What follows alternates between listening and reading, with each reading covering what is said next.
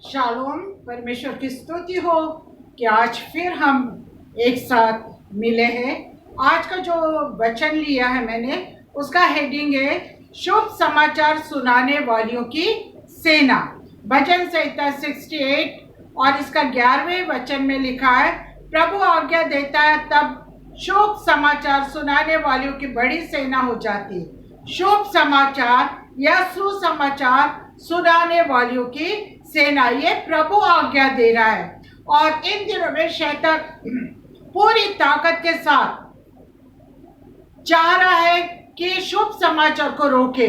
वो स्त्रियों को आगे बढ़ने नहीं देना चाहता, क्योंकि जानता है अगर स्त्रियां खड़ी हो गई तो वहां बड़ी सेना बन जाएगी, क्योंकि वो बाइबल जानता है।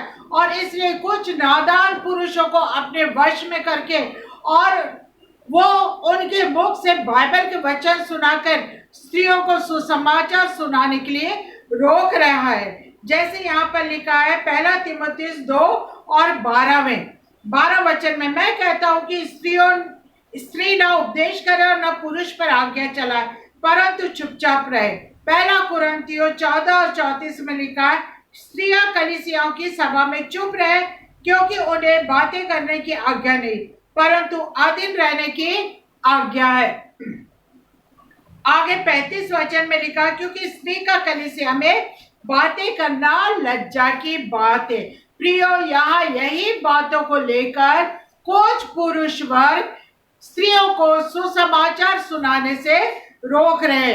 पर ध्यान देने की बात है कि यहाँ प्रभु कह रहा है, प्रभु कह रहा है तो उसमें कोई भी बाधा नहीं बन सकता। यहाँ मैं बताऊं कि इस प्रकार ये लोग क्या करें प्रियो, जो शुभ समाचार है या शुभ समाचार है या सुसमाचार है, कोई भी बात ले लीजिए, ये जो है और उपदेश जो है ये अलग है।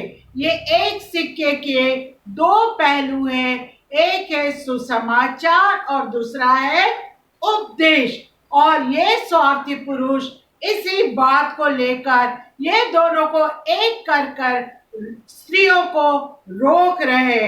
और मैं आपको इस चीज को बड़े सरल तरीके से समझाना चाहूंगी कि जो नए नियम की 4 किताबें हैं, मत्ती, मरकुस, लूक, यूहन्ना, ये 4 गॉस्पेल जो ये सुसमाचार है, और ये सुसमाचार सुनाने के लिए कोई रोक नहीं सकता। और आगे के जो बुक्स लिखी गई है, जो किताब है, जो पॉल ने लिखी है, पतरस ने लिखी, यूहन्ना ने लिखी या अन्य किसी भी लेखक ने लिखी है, वो उपदेश है। हाँ, उन्होंने सुसमाचार को लेकर ही उपदेश किया, उन्होंने समझाने की कोशिश की, उन्होंने सुसमाचार को ही फैलाने के लिए उपदेश किया। पर उपदेश कब किया? उस जमाने की कलीसियाओं को देखकर, उस जमाने की जो परिस्थितियां थी उनको देखकर उन्होंने इस प्रकार के उपदेश करे। उन्होंने सुसमाचार सुनाने से रोकने का नहीं कहा, बल्कि उपदेश करे, क्योंकि उस जमाने की परिस्थिति कैसी थी। मैं एक उदाहरण देना चाहूंगी कि एक समय था जब मेरे घर के दरवाजे पर किसी ने नॉक किया, और जब मैंने दरवाजा खोला तो वहां 2 जेंटलमैन खड़े थे, अच्छे अप टू डेट थे, और उन्होंने कहा, आंटी हम बाइबल में से आपको कुछ बताना चाह रहे, हमको सिर्फ 5 मिनट का समय दिया जाए। मैंने कहा बिल्कुल, क्योंकि बाइबल का वचन सुनाना या प्रार्थना करना, इसमें हम कभी भी किसी को रोकते नहीं है, ये हमारी परिवार की प्रथा है। और हमने उन्हें अंदर लिया। मैंने कहा आइए बैठिए और बैठकर हम बातें करेंगे। और उस वक्त मेरे पति भी घर में थे और हम दोनों बैठकर उनसे बातें करने लगे। वो वचन के जरिए हमको सुनाते रहे और हम भी वचन के जरिए उनको जवाब देते रहे। अंत में उन्होंने कहा अंकल आप प्रार्थना कीजिए। तब मेरे पति ने मुझसे कहा कि तुम प्रार्थना करो, तो दोनों एकदम से बोल उठे, नहीं नहीं नहीं नहीं आंटी आप नहीं, अंकल आप कीजिए, आप ही कीजिए, आप ही कीजिए। उनके नाना से हम समझ गए थे कि ये स्त्रियों को प्रधानता नहीं देते हैं, ये स्त्रियों को आगे बढ़ने नहीं देना चाहते। और मेरे पति ने प्रार्थना शुरू की, और जब उन्होंने आमीन कहा तो झट मैंने भी अपनी प्रार्थना शुरू कर दिया। प्रार्थना चल रही थी, उठना मुश्किल था, बैठना पड़ा दोनों को आमीन होने तक का। और जब आमीन हुआ तब वो दोनों ने समझ लिया कि अब हमारा इस घर में ठिकाना नहीं है, अब हमारी यहाँ पर कोई भी चीजें, कोई भी बात इन पर असर नहीं कर सकती, और वे दोनों चले गए। तो मेरे प्रियो, कहने का तात्पर्य यह है कि इस प्रकार के पुरुष है जो स्त्रियों को आगे बढ़ने में रोकते हैं, आगे बढ़ने से रोकते हैं। पर प्रभु कहता है कि मैं सुसमाचार या शुभ संदेश सुनाने वालों की सेना तैयार करूंगा। सेना तैयार हो रही है या हो गई है। तो यहाँ पर जब परमेश्वर कह रहा है तो उसके बातों में कोई दो राय नहीं हो सकती, चाहे तो शैतान कितनी भी ताकत लगा दे। प्रेरितों के काम 2 अध्याय 17 और 18 में लिखा है, परमेश्वर कहता है कि अंत के दिनों में ऐसा होगा कि मैं अपना आत्मा सब मनुष्य पर उंडेलूंगा, और तुम्हारे बेटे और बेटियां भविष्यवाणियां करेंगे, और तुम्हारे जवान दर्शन देखेंगे, और तुम्हारे पुरनिये स्वप्न देखेंगे। आगे 18 वचन में लिखा है, वरन मैं अपने दासों और अपनी दासियों पर भी उन दिनों में अपनी आत्मा में से उंडेलूंगा, और वे भविष्यवाणियां करेंगी। मेरे प्रियो, मैं पूछती हूँ कि ये बेटियां और दासियां कौन है? क्या पुरुष है? नहीं, ये स्त्रियां हैं, जिनसे परमेश्वर अपने कार्यों को करवाना चाह रहा है, जिन पर अब वो कार्य दे रहा है कि वो भविष्यवाणियां करेंगे। और प्रियो, भविष्यवाणियां क्या सभा में चुप रहकर करेगी? क्या कलीसियाओं में चुपचाप बैठकर करेगी? नहीं, वो चुप रहकर नहीं करेगी, बल्कि वो कलीसियाओं में जाकर भविष्यवाणियां करेगी, वो भीड़ में जाकर भविष्यवाणियां करेगी, वो लोगों के बीच में जाकर भविष्यवाणियां करेगी। और ये परमेश्वर का आज्ञा है।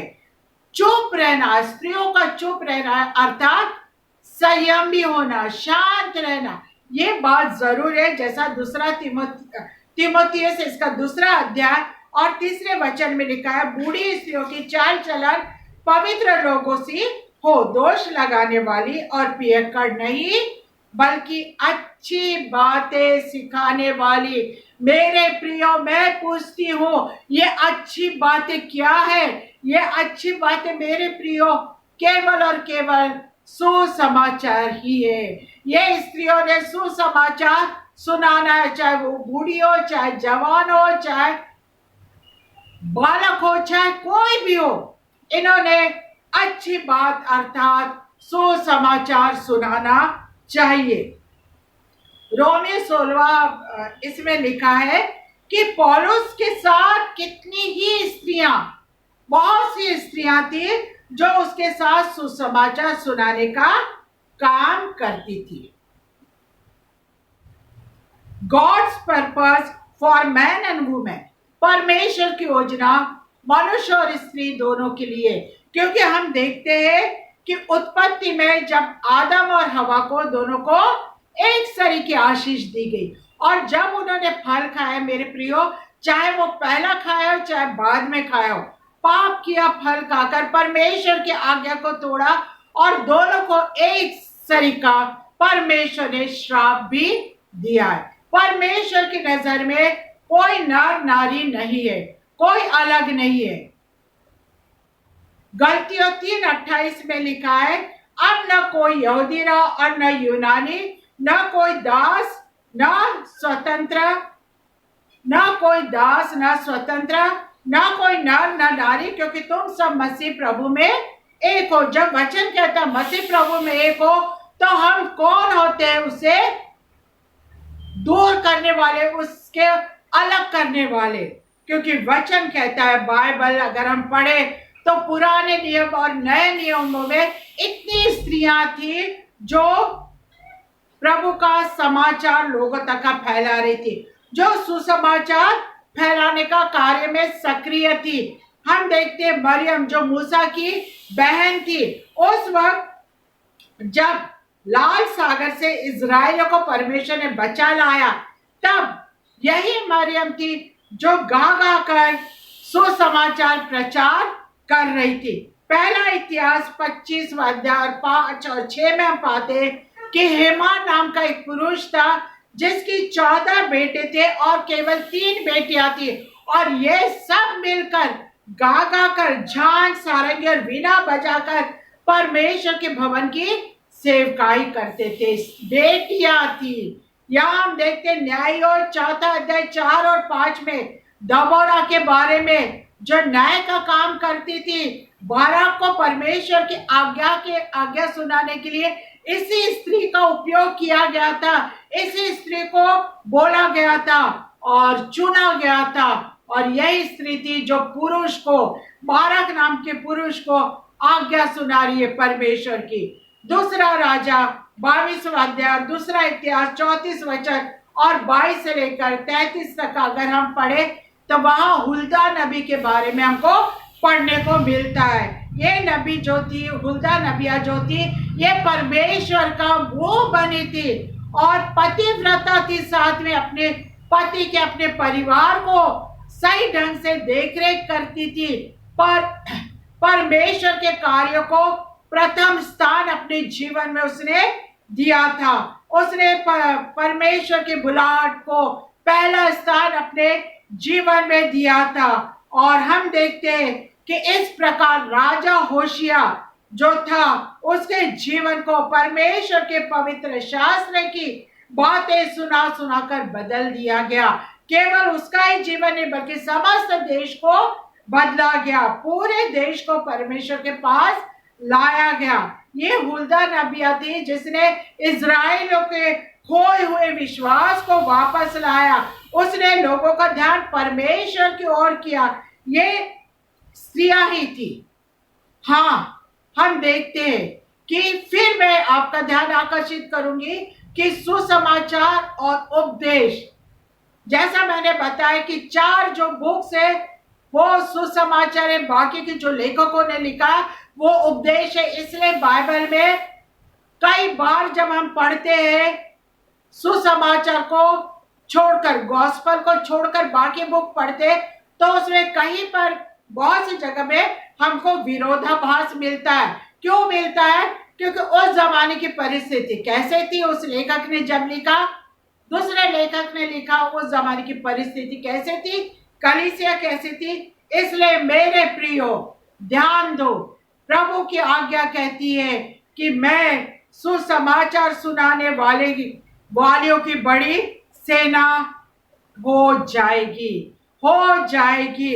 स्त्रियां परमेश्वर के राज्य की बातें सुनाकर पूरे समाज को मेरे प्रियो बदल सकती है, पूरे देश को बदल सकती है, पूरे संसार को बदल सकती है।